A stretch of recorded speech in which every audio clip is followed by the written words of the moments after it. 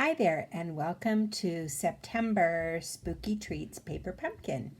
I'm Lori of Lori's Happy Stamps, and I'm very excited about these treat boxes.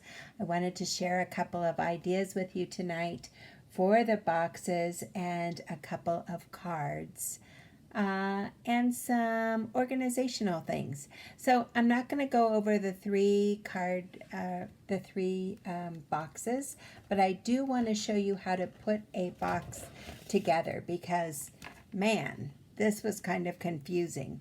So the first thing you want to do is you want to fold all of the score lines, and you want to fold them all in, and the last one you're going to fold out for each one. So folding your score lines and then in, and then folding towards the center, folding towards the center, and then out, and then folding towards the center, and then out. Okay, so these are the two sides, the ones with the holes in them, and you're going to start there. So put your tabs in and press these guys towards the middle like this.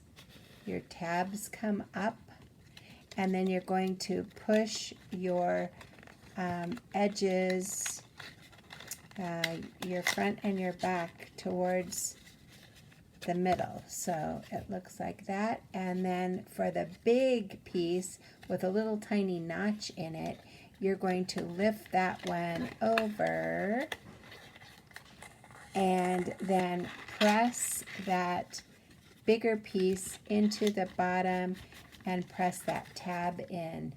So then you have your box. So no cover on it because you're going to put the covers over it. That they're kind of like match boxes. Okay, so that's the way you put together a box. So let me show you this cute box. I love this cute box, but I thought the holes in the little this little guy, if you used M&Ms or something, inside they could fall out. So I decided to cover the holes, and I did two boxes like this. One with, what is that called? Pumpkin pie, and one with pear pizzazz. And I took a piece of cardstock and I cut it 2 1/4 inches by 2 7/8 inches. That might be backwards for you, I just realized.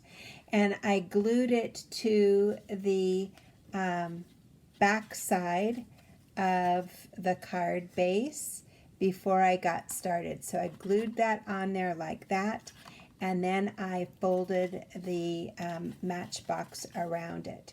So really easy way to do that, and you get 2 of those when you're in my paper pumpkin group. So that's what we did, and then you can put whatever you want, whatever treats you want inside, and they're not gonna fall out, and you're not gonna see through them. I love those. Okay, then I got off on that, and with the black bases, I made a front like this, and this front can be used for Halloween, but it can also be used for harvest. It can be used really cutely for Thanksgiving, and that's what I thought this would be. So you're going to get a piece of white cardstock, and what I've done is I figured out what the measurements are for the white cardstock. So if you cut a piece by 8 1/4 inches by 3 inches, and then you score at 1, 2, 4 1/2, and 5 1/2, you're going to be able to make your own covers for your boxes in any color that you want. So this is the way this looks. Isn't it cute? And my thought was I'll put everybody's name on them for a little favor at the Thanksgiving table. So you'll get a set of those to make. And then what I did is, okay, if I take those same measurements, 8 1/4 by 3, and then I score it at 1, 2, 4 1/2, and 5 1/2, I could make my own DSP boxes. And on this one, I'm using Christmassy looking paper. And what I've done is I've taken an oval shape that I cut out. What was that? Stitched dies maybe? I don't know. But any shape will do. I used an oval shape, and I used the Merriest Moments stamp set, and I created my own what do you call that, card candy or box candy. And so there are a few places where I've put dimensionals, and I will undo those and I will glue it right to the front of the card or the front of the box. And then now this becomes a gift. And it could be, you could put all kinds of things in here. You can put candy in here. You can put jewelry in here. You could put little inspirational quotes in here. But aren't these just darling? And when you're with my Paper Pumpkin group, you're going to get a piece of DSP cut and scored, and you'll get one of these pieces. And then you can decorate it any way you want. And again, I used Merriest Moments stamp set from Stampin' Up, of course, and I used Sweet Sorbet, I used Soft Succulent, and Crushed Curry, and Evening Evergreen for my colors, and I just built off of my oval. And you can do that for anything. So this is a cute little card candy that you could add to a box. You could add it to another card, but there's an idea, and we'll be making one of those. Then we're going to be making 2 cards, and we're using the Matchbox pieces, plus we are using some what is this called? What is that color called? Fresh Freesia. We're using some Fresh Freesia regular card base, and we're using a piece of white cardstock. I stamped the spiders in there, and then I used my own marker to make the little spider webby things that they're hanging down from.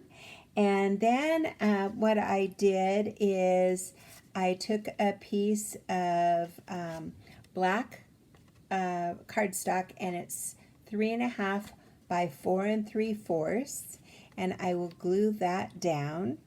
And then I cut a piece of the Matchbox piece, and it's 3 by 4 1/4. And then I took one of the Fresh Freesia little strips for sentiments, and I cut it in half, and I glued it on each edge, because this is going to be covered in the middle. So it doesn't matter if there's a gap there. So it just makes it look wider than it is. So it's got a nice dimension on the black. And then I haven't glued it down yet, but I took my Trick or Treat, and I added a spider, and I will bump it up on dimensionals and put it on the card like that. I think that looks really darling, and that's the way my card will ultimately look. But I wanted to show you, if you weren't into making a Halloween card and you didn't have spiders on the inside, I took a piece of just an extra piece of cardstock, 2-inch circle, punched it out, And what I did is I made my own card candy, again, using the Merriest Moments. And I just want you to see how beautiful that looks on this card. Isn't that a gorgeous alternative Christmas card? So I will make it into a card at a later time. But for now, this is going to be a Halloween card. And it looks like this with the spiders inside. Then I did the same kind of idea, making my own DSP using the piece of fresh freesia cardstock that is in the kit that makes the matchbox top lid, and I cut it to 3 by 4 1/4. It has some score lines on it, but honestly, so does this one, and you will never see them, so don't worry about it. Anyway, I made my own DSP by just stamping the spider webs and the spiders with black.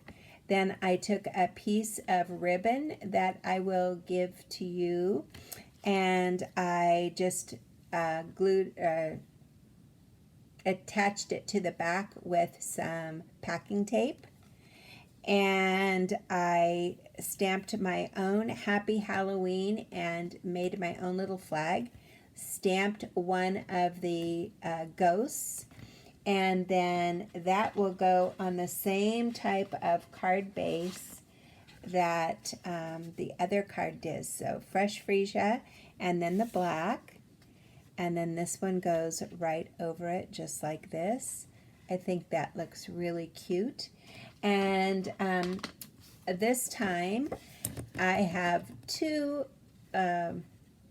spiders on here, but what I did is I wanted to show you, here's a single spider, and I want you to see how I start at the spider, not at the top, and I just wiggle and make some swirlies, and that creates my string hanging down from the spider.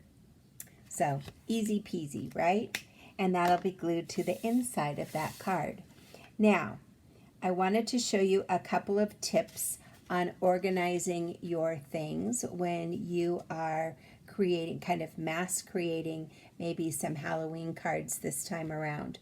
So you see I stamped my own Happy Halloween in black here, and I made my own, I cut out my own ghost from the stamp set. So here's what I did. I had an extra piece, a scrap piece of 1/2 inch, and I just stamped Happy Halloween, Happy Halloween, Happy Halloween, Happy Halloween.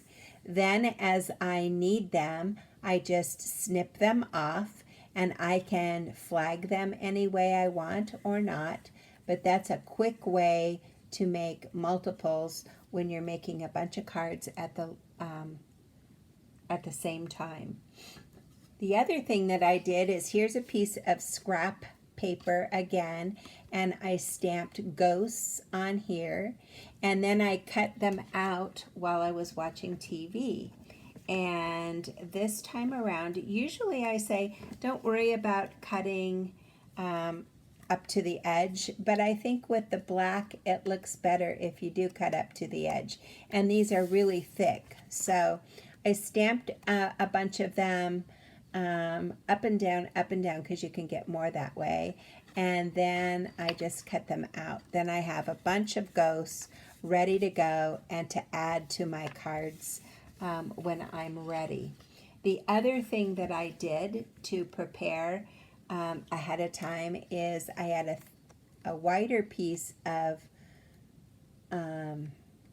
scrap, and I just stamped the trick or treat in black, and I could have done it in the Orchid Oasis or any other color I wanted, but that's what I did. And then when I'm ready for those, I just cut them off, and I'm ready to stick them on anything that comes along. Alrighty, those are my tips for today. And I'll probably be on again because I love this kit. But for now, these are the projects that we will do for our paper pumpkineering. Is it the first or the second week of October? I'll check my schedule and let you know. Thanks a lot for watching.